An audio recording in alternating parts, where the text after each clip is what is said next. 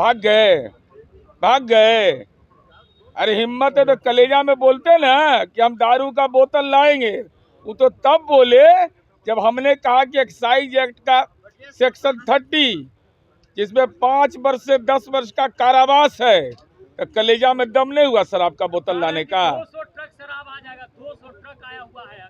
अरे तो आज एकादशी दिन असत्य बोल रहे थे, कम से कम एकादशी दिन तो सही बोलते। बोलना है और करना, दोनों में अंतर होता है। तो आज करके दिखाते ना। आज अंतिम दिन सत्र का था, तो आज आपने करके दिखाया नहीं, तो अपने वादे से मुकर जाते हैं आप, अपने मुद्दे पर कायम नहीं रहते हैं।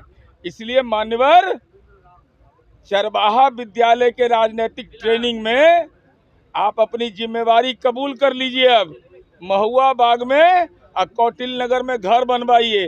कहाँ आप लालू जी के और तेजस्वी यादव के पाप पे शामिल हो रहे हैं। सवाल शराब पे तो बीजेपी भी उठा रही है, आरएलएम उठा रही है, तो अरे भाई आप पहले मुद्दे पर आइए। सरकार क्या करेगी विचार? अरे इस संबंध में माननीय विजय चौधरी जी ने स्पष्ट कह दिया, शराबबंदी कानून की व्याख्या भी कर दी। और आदरणीय नरेंद्र मोदी जी देश के आदरणीय प्रधानमंत्री हैं, स्मरण शक्ति लोगों का छिन्न होता जा रहा है।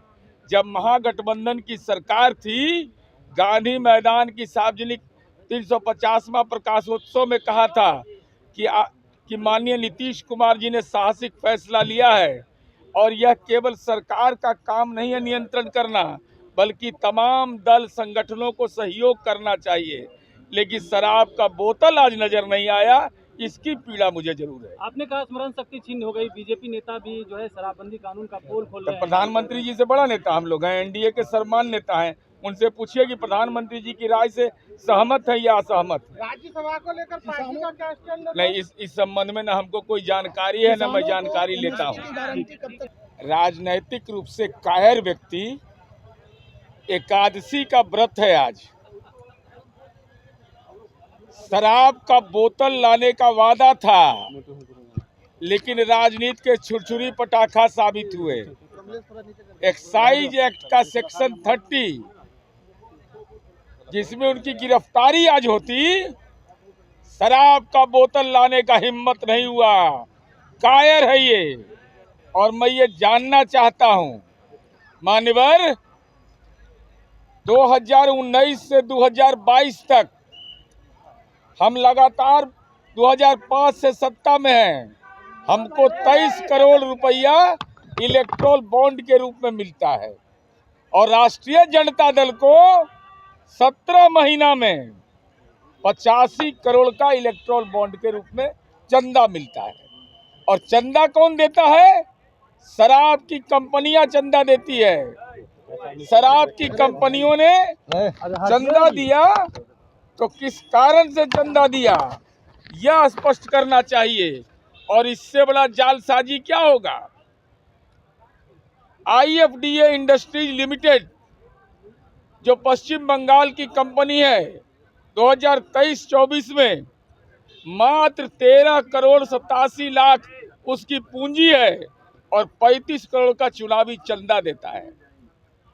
हमारा सवाल केवल एक है कि इलेक्ट्रोल बॉन्ड के रूप में चंदा लेना गुनाह नहीं था, लेकिन आपने बिहार में शराबबंदी था तो शराब की कंपनियों से आपने पैसा क्यों लिया?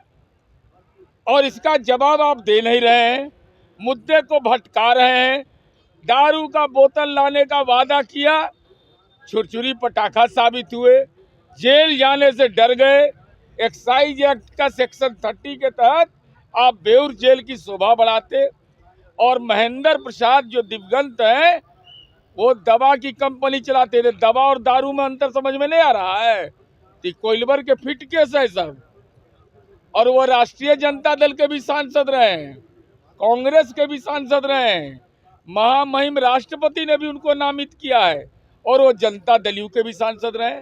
कोई चंदा देता है और उसको इलेक्ट्रोल बॉन्ड, दोनों में अंतर समझ में नहीं आ रहा है। मैं यही जानना चाहता हूं कि आखिर कौन सा वो बिजनेस था कि हमको 17 वर्ष लग गया। आप 2022 तक का डेटा देख लीजिए, हमको मिलता है 23 करोड़ और इनको मात्र 17 महीना रहते हैं इस शासनकाल में, तब 85 करोड़ का इलेक्ट्रोल बॉन्ड का चंदा इनको मिल जाता है। वो भी शराब की कंपनियों से आपने क्यों लिया? क्या बेटियों का सुहाग उजाड़ने का राजनीतिक ठेका ले रखा है? या शराब कंपनियों से पैसा लेने की अनुमति क्या लालू यादव ने दिया था? क्या तेजस्वी यादव ने दिया था? इसीलिए आप शराबबंदी पर सवाल खड़ा करते हैं।